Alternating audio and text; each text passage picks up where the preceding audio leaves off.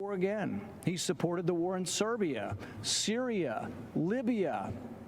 Joe Biden will continue. All these EAs. Biden, he wants to go after the EAs. Libya, Serbia, Syria, Algeria. I didn't even know we were over there, but Biden wants to be over there. It's like this man's losing his mind. If he sees IA at the end of the country, he wants to invade it. Rand Paul was mobbed by like Antifa leaving the RNC. And this was obviously after this. It was like the night after this, I believe, or 2 nights after this. And the interesting thing about Rand Paul being mobbed by like the Antifa and BLM mob post leaving Trump's speech is that they were telling him to say Breonna Taylor's name. They were like screaming, say her name, say her name, say her name. Rand Paul is from Kentucky. That's where Breonna Taylor was killed. Rand Paul authored the Justice for Breonna Taylor bill, which basically was set up to outlaw no-knock warrants. Rand Paul, unlike these lefties that are pretending to be against no-knock warrants or who have all of a sudden realized that no-knock warrants maybe are not the best thing, has been against it since he first entered the Senate. He won his election in 2010 because Rand Paul is a libertarian and because libertarians have been talking about the problems associated with no-knock warrants prior to the Black Lives Matter movement even existing. So for those people to corner Rand Paul, Senator Rand Paul, probably the most criminal justice minded senator across both parties, and for like solid criminal justice reform, not crazy criminal justice reform, is ridiculous. And not only they bombed him, but they mobbed his wife. We'll probably check out that video after this to see how they treated Rand Paul, who didn't deserve any of that, honestly. But this is Rand Paul's speech. He's one of my better liked senators. So we're gonna see how this goes. I haven't seen it yet, so I hope he's doing. I hope he's doing well, honestly. Good evening. I'm Senator Rand Paul's also like shorter. Just saying. Look at that. He's doing the red tie, contrasting with the flag. Nice. Rand Paul from Kentucky. Donald Trump and I met many years ago, before he was running for anything. When I first met him, I recall being struck by how down-to-earth he was. He seemed like just a normal guy. Okay, a normal guy with his own plane and helicopter, but who's counting? Who's counting is not the word that you want to use there. But you can see Rand Paul gives a better speech than the other politicians. People are saying the Libertarian Party is a joke this year. The Libertarian Party is always a joke. But yeah, in terms of politician speeches, Rand Paul actually knows how to do this. Like, you could see it. There's a reason he's a senator. Like, his inflections are normal. They're human. A medical mission trip to Guatemala to perform charity eye surgeries, and we needed money to fund the trip. Donald Trump offered to help and immediately came through for us. Not only did he support my medical mission to Guatemala, but he also contributed to another mission trip to Haiti a year later. We performed hundreds of cataract surgeries in both countries. See, this is something that you guys should take note of. A lot of times the people that the media target for hatred and ridicule are actually way more decent and solid people than the people that the media are promoting. Like, if you remember Marianne Williamson, how she was ridiculed by the left-wing media as this woo-woo crystal girl, and all that is, like, she's actually not a crystal woman, but she is goofy, right? We all understand, like, the love will overpower Trump. Like, that's all goofy. Like, there's a spiritual crisis in the United States of America. We all understand that. But Marianne Williamson started a foundation on her own before she was ever running for office, before she ever had a plan to run for office, where she delivers meals to the elderly at, I think it's something like 12,000 meals a day. All right? That's the kind of person that Marianne Williamson actually is. That's the kind of work that she actually does, right? That's the good work that she's contributed to the world. I know she has the weird, like, spiritual healing stuff, but that's what she did with her time without running for office or anything like that. Rand Paul was doing these missions as an optometrist in Kentucky, not even the state where his dad was a congressman, a pretty unwell-known congressman. He was doing these for a crazy long time. Like, this is like a guy that almost shouldn't be in the Senate because he's actually a decent person. Because that's what he was doing with his time. He's helping people. Like, he's doing his eye surgeries and all that. He's going around the world to do that. Like, he's not getting paid in Haiti. Like, that's not why he's doing it. And I know Rand Paul is religious. It's probably, like, a Christian element to that. But, like, that's the person that he is. Nothing is more amazing than removing the bandages from a person's eyes and watching them as they see their loved ones again. Donald Trump helped me make that happen. Yeah. That's a nice thing.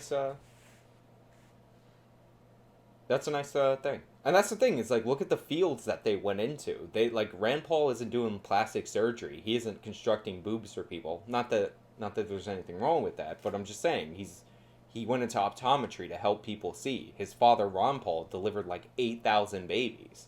Like, he was an OBGYN. These people are kind of a little too decent to be in Congress. I'm just saying. A few years later, we were opponents, both running for president, and we all know how that turned out. But I'm proud of the job Donald Trump has done as president. So one of the things I do like about the Republicans is how they reference the presidential run. Donald Trump was such a jerk to all of them in the presidential run. He said at one point he wasn't that bad to Rand Paul, because Rand Paul wasn't like, Donald Trump sucked all the energy out of the room. Rand Paul was like primed to go for the presidency that year. But he said at one point, like, I never attacked Rand based on his appearance, but I have a lot to work with if I wanted to. So he did call him ugly, but it's not as bad as Ted Cruz, when he said Ted Cruz's wife is ugly and that his dad shot JFK. So, yeah. But, yeah. So, by the way, thank you, Chris, for again. I got to get the mod to do that. I'm not the mod. I got to get the bot to throw out the donation link, because Chris is doing it. She's putting in work right now. Thank you. I do appreciate that. But, yeah. So, like, Rand Paul, he's like, bygones be bygones. He didn't call my wife ugly or anything, so we're good in that regard, I guess. He implied that I was ugly. I don't always agree with him, but our occasional policy differences are far outweighed by our significant agreements. But more important than simple agreement is accomplishment. President Trump gets things done. When some in Congress wanted a so-called revenue-neutral tax plan, Donald Trump and I worked together to make sure that it was a true tax cut. Yeah, I see. There's another reason why I like Rand Paul, is because Republicans have fallen into this trap that every tax cut proposal has to be revenue neutral. Like, Rand Paul's like, no. He's like, I want the government to be smaller, which means they have to take in less money. Why would I design a tax program to be revenue neutral when I want the government to have less of your money? Like, he doesn't play those games. So, good for him. I brought President Trump an idea for better, less expensive health insurance called Association Health Plans. Donald Trump overturned years of red tape and bureaucrats, and he made it happen. While others talked about criminal justice reform, President Trump actually signed the First Step Act, the first real reform in a generation. And again, this is an issue that Rand Paul has been on for a long time, and one of the biggest people he was fighting on criminal justice reform was Barack Obama. Like, Barack Obama was a hard ass in comparison. And by the way, and on certain issues he wasn't. But yeah, he was an obstacle because Obama was ineffectual.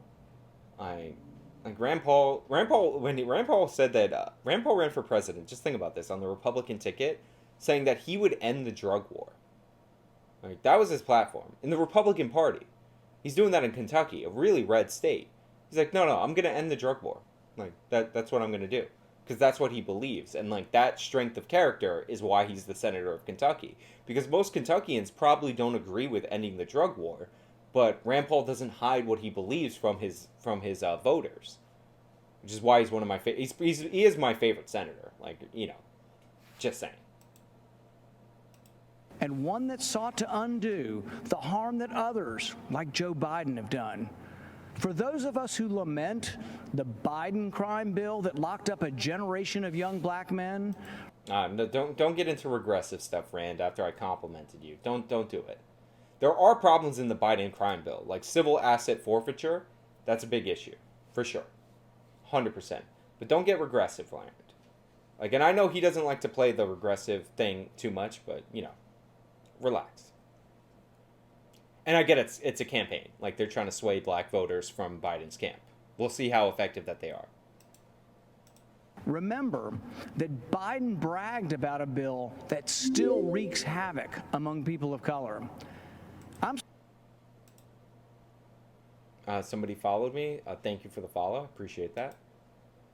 Supporting President Trump because he believes, as I do, that a strong America cannot fight endless wars.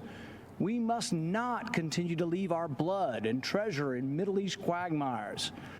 I flew with him to Dover Air Force Base to honor 2 soldiers whose remains were coming home from Afghanistan. I'll never forget that evening. I can tell you the president not only felt the pain of these families, but that the president is committed to ending this war. Yeah.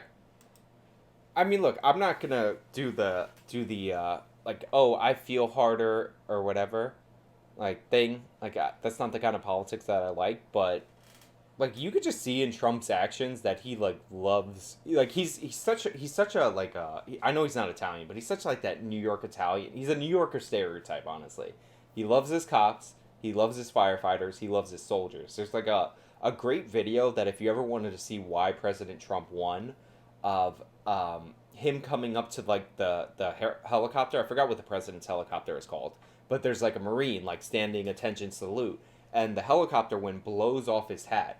And President Trump, the president, goes and picks up the guy's hat, puts the hat back on him, and, like, taps him on the shoulder. Because, and, like, this guy can't move to get his hat. If his hat blows off, that's whatever, right? Marine 1, I think, is the helicopter name. Thank you. Like, that's why President Trump, like, no president does that. That's such a, like, goofy and not, like, that's not, like, presidential to do. But, like, that's, like, the kind of things that he thinks to do. Because, again, he's an impulsive guy. And, like, his impulse is to be respectful to people who've served or who are actively serving in the military. Not necessarily respectful to people who served in the military. Remember his famous John McCain quote, where he's like, I like people that didn't get captured. But yeah, like, that's a weird thing that a Barack Obama, not saying Obama doesn't care about soldiers or anything like that, but, like, Barack Obama would never think to do because he's a much more polished and refined guy. Like, I like Rand Paul. That's not something that Rand Paul would necessarily do. You know what I mean? It's just like, Trump doesn't have, like, manners and, like, the decorum of, like, a rich person, and sometimes that presents itself in a way that he has common courtesy, and a lot of times that presents it in a way where he's calling people names and talking about Mika Brzezinski's cut-up face, like, and all kinds of nut stuff. So, yeah. Somebody else threw out the link. Oh, DJ throwing out the Streamlabs link. Look at that. Thank you for the follow, Spike. President Trump is the first president in a generation to seek to end war rather than start one. He intends to end the war in Afghanistan. He is bringing our men and women home. Madison once wrote, "No nation can preserve its freedom in the midst of continuous warfare." I'm proud to finally see a president who agrees with that. I mean, that's a nice endorsement. I don't know how much I buy into that, but I mean, Trump has been pushing back against his military advisors. It's one of the reasons why Madison resigned. Compare President Trump with the disastrous record of Joe Biden, who has consistently called for more war. Joe Biden. Thank you for the. Thank you for subscribing to Tier 1. Dawn. Hey, what does it say? Dawn R. Haven. You guys with the names, man. Thank you. I do appreciate that. Enjoy all of the emojis. And if you hop into my Discord, you'll get a Discord perk. And you'll be able to get into the locked chat rooms where we talk about the people who can't get into the locked chat rooms. Very impressive stuff. Biden voted for the Iraq War, which President Trump has long called the worst geopolitical mistake of our generation. I fear Biden will choose war. Did Trump say the worst geopolitical mistake of our generation? I know Donald Trump. I've watched this man be on the news as the #1 story every single day since he came down that escalator in 2015. Trump did not call it the worst geopolitical decision in our nation's recent history or in our history. Trump said the Iraq War, absolutely terrible decision. Hillary supported it. What a dirtbag. Joe Biden, Sleepy Joe, he supported it. He was asleep at the wheel, casting votes in favor of this war. It was a disaster. I said we should have never went, and if we did go, we should have taken the oil. That's what Trump said. All right, I'm closer to the quote. Like, let's be honest. Same sentiment, though.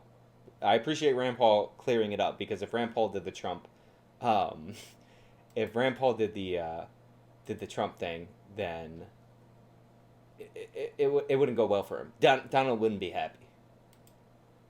War again. He supported the war in Serbia, Syria, Libya. Joe Biden will continue. All these EAs. Biden, he wants to go after the EAs. Libya, Serbia, Syria, Algeria. I didn't even know we were over there, but Biden wants to be over there. It's like this man's losing his mind. If he sees IA at the end of the country, he wants to invade it.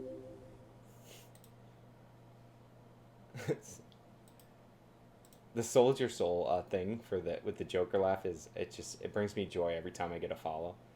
All right, I got to bring up the thing. I messed it up. I lost the stream when I was doing the voice. Somebody's like, and the stands. Yeah, Biden wants to invade the stands. Afghanistan, Pakistan, Stan Marsh, stand with Rand. To spill our blood and treasure. President Trump will bring our heroes home. If you hate war like I hate war, if you want us to quit sending $50 billion every year to Afghanistan to build their roads and bridges instead of building them here at home, you need to support President Trump for another term. Yeah, that's also one of the things that people don't realize about when we go to war in the United States of America, is that unlike any other country, when we blow your stuff up, we rebuild your stuff. So, like, every time we take out a bridge or critical infrastructure, we then have to pay to fix it. We don't have to. We decide to do that, right? Because that's, like, how America goes to war now. So these are giant infrastructure problems. So we're spending all this money on weapons to destroy stuff, and then we spend money on contractors to build it back up. It's crazy, right? It's super inefficient. So to our soldiers and their families, join me in supporting President Trump. To those of you who want lower taxes and better, less expensive health care, join me in supporting President Trump. To those of you who want to stand up and fight the socialists poisoning our schools and burning our cities, join me in supporting President Trump. See, Rand Paul's good. He's good delivery. Nicely done. Clinton's like, so they could blow it up afterwards. Yeah, that's the thing is then a lot of this critical infrastructure that ends up being rebuilt by the U.S. ends up being targeted for terrorist attacks. So, you know.